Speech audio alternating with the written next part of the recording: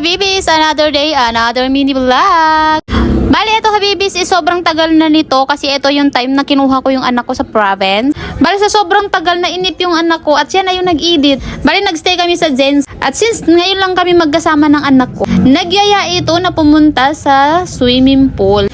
Since dito may budget tayo kahit papano, so pinagbigyan natin siya para makalangoy-langoy man lang talaga sa swimming pool kasi ang init daw. Bale, bago namin tuluyang iwanan ng Jensan o lisanin ng Jensan, pumunta na naman kami sa dagat. Oo, namansyal kami sa dagat at pumunta kami doon para tingnan kung anong meron sa dagat at doon kami naglakad-lakad at ganyan. Hindi kami naligo. Hindi ko alam bakit hindi kami naligo dyan. Basta pumunta lang kami dyan para tingnan lang yung dagat at magpicture, ganon.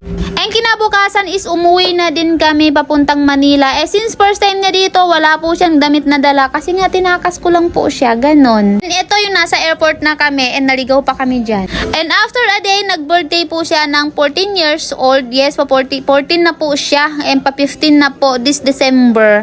And naiyak po siya dyan kasi sa sobrang tuwa. Oo, yan nanay na yan, masaya din. Kasi after manifesting to reality, nakasama ko na talaga siya, ganon. And siyempre, ang saya-saya namin dyan kasi nga birthday niya and 14 years old na siya, diba? And ngayon ko naramdaman yung pili ng isang ina kasi sobrang tagal niyang nawalay sa akin at ayaw ibigay ng nasa side sa parent niya o sa tatay niya. And ito yung time na pumunta kami ng palengke para mamili. Oo, namili po kami niya ng paninda and kumakanta-kanta pa siya dyan at hinawakan yung manubela. Kaya since ito lang yung na-edit na, so hanggang dito na lang muna. Bye-bye. Thank you, anak.